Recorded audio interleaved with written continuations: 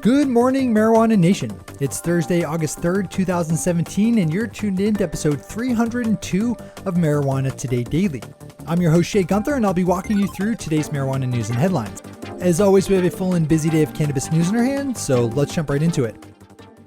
Our top story of the day is a piece in Bloomberg that looks at the complexities of regulating the safety of state legal cultivated marijuana in the face of a hostile federal government, as states like Colorado and California are forced to make up testing regimes as they go along.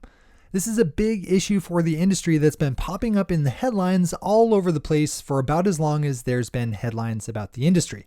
The piece in Bloomberg dives into the failure rates different states have seen in testing for pesticides and other harmful chemicals, as well as the sheer complexity of regulating a drug like marijuana, which can be consumed in so many different ways, each with its own pharmacological effect.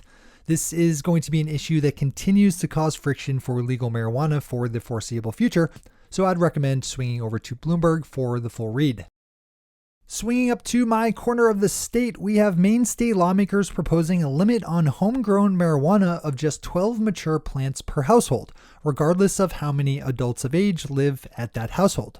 Last week, the state committee tasked with coming up with the rules and regulations for the state's legal adult use market, set to come online next year, endorsed a new rule setting the limit on homegrown marijuana plants to 12, though they have yet to actually vote in the change, an action that's expected later this month. The proposed limit of 12 plants was opposed by a number of lawmakers who complained that they had constituents wishing to rent their land out to landless but hopeful marijuana cultivators who would be blocked from doing so. We'll keep tracking this issue as the committee works through their final weeks of work ahead of presenting a set of rules for the state legislature to vote on as a whole later this fall. Our final top story of the day is a piece by Tom Angel over at MassRoots, who picked up on a request made by a casino trade association to federal government officials for clarification on how they should handle taking money from gamblers thought to have made their money via state legal marijuana businesses. You might recall the June story of MassRoots CEO Isaac Dietrich being banned from all Wynn Resort casinos in Las Vegas because of his company's focus on marijuana, which nicely illustrates the point of clarification sought by the American Gaming Association, or the AGA, this week in a letter to U.S. Treasury Secretary Steven Mnuchin. Under federal law, casinos and other financial institutions have been compelled to file so-called suspicious activity reports, or SARs, on any customer thought to be engaged in illegal activity. Since marijuana is still federally illegal, that means SARs have to be filed against people involved with state legal cannabis business. With the number of SAR-worthy customers set to increase as more states legalize marijuana, it's going to be a lot more complicated and costly to stay in compliance. We'll report back on this one if the Treasury Department bothers to reply.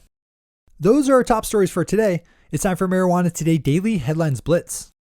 Before we blitz out in headlines, let's quickly thank our sponsor, McCabe Law LLC of Portland, Maine, who should be your first call when you decide to jump into the legal marijuana industry in either Maine or Massachusetts. Put their expertise to work for you by opening up McCabeLawLLC.com and getting in touch. When you have McCabe Law LLC on your side, you know you're covered from lease to license and from seed to sale. Once again, that's McCabeLawLLC.com, which is spelled MCCABE LawLLC.com. A quick programming note before I jump into the rest of the news. Unfortunately, we're heading into a 3-episode outage on the podcast. I'm going to be out of podcasting commission tomorrow, Monday, and Tuesday as I head out to Minnesota to help coach one of Maine's all-star youth ultimate frisbee teams.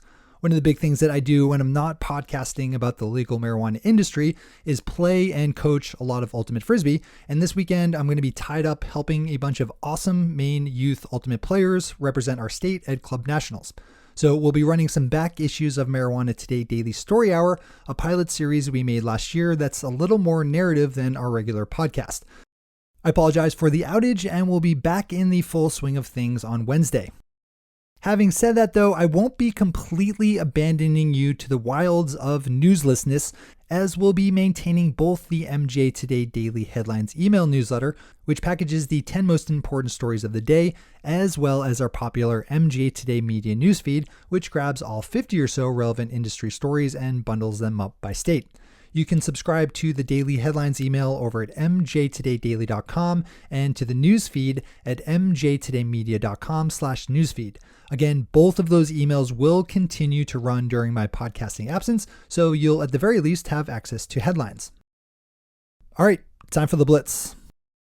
Bruce Barcott over Leafly has a great piece up looking at U.S. Attorney General Jeff Sessions and his deflating war on legal cannabis.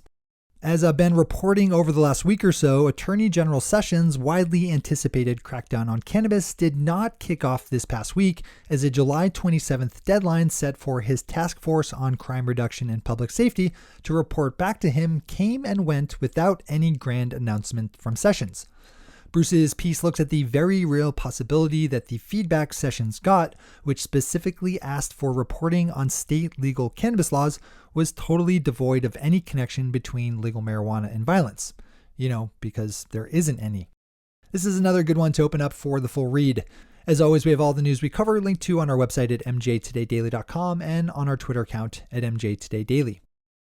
Things continue to look good for the marijuana cultivation division of ag giant Scott's Miracle-Gro, which has been carving out a space within legal cannabis for a number of years now, mostly powered through acquisition. On Tuesday, the company held a quarterly call with investors and analysts and reported strong growth in their other category of businesses, which outgrew their core business divisions 36% to 5%. The growth is even more impressive when you boil it down to just the marijuana parts of their holdings, with their Hawthorne cultivation line growing 160% in the preceding 9 months. Oakland, California has been working since May to roll out a marijuana business licensing program that takes into account the disparate negative impacts felt by minority communities within the broader war on marijuana. One of the city's initiatives has been to require half of all business licenses to go to what they call equity applicants, which designates people who were arrested after 1996 for marijuana crimes in Oakland, making under 80% of the city's average median income, or just over $52,000.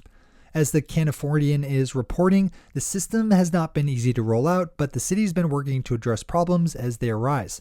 This is another good one to read in full. Giving credit where credit is due, Chuck Rosenberg, acting administrator of the DEA, recently sent an email to his entire agency warning them to disregard the recent suggestion made by President Vladimir Trump that police rough up suspects after they're taken into custody. In his email reminding DEA agents not to be thugs, Rosenberg wrote, quote, "I write because we have an obligation to speak out when something is wrong. That's what law enforcement officers do. That's what you do. We fix stuff. At least we try," unquote. Turning north to Canada, where the impending legalization of adult use marijuana has moved some of the country's sports organizing bodies to think about how cannabis can be used by their athletes. Like most issues where cannabis and borders are involved, the situation is complicated by international bans and limits on cannabis use, even as Canadian attitudes relax. There's some hope of reason winning out here, though, as in 2016, the World Anti-Doping Agency increased the limit of cannabis in an athlete's system to 150 nanograms per milliliter of blood, up from just 15 nanograms pre-2016. This issue is likely to get even harder to solve once it's more generally recognized that marijuana can actually be a performance enhancer. Keep this one on your radar. The state of Alaska has been having a great summer in terms of legal marijuana sales, with 547 pounds of cannabis flower being sold by growers in June. Alaska taxes their legal marijuana at the cultivation level, so all their sales reported is in units sold from growers. Those sales generated around $500,000 in sales tax revenue for the state.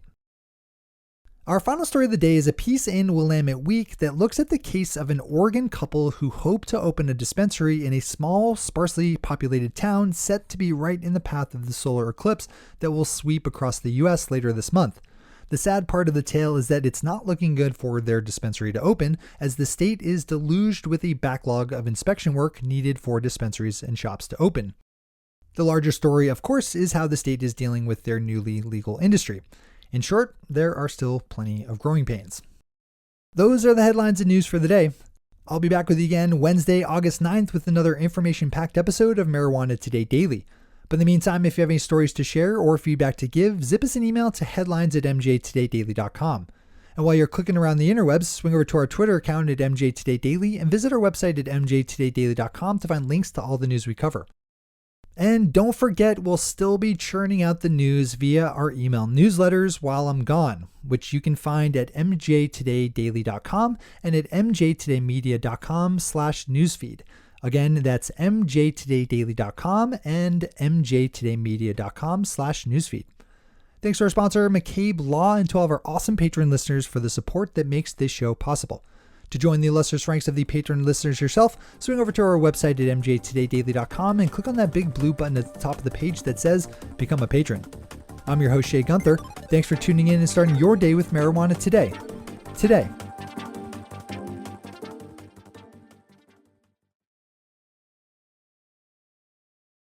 One take, Shay. One take.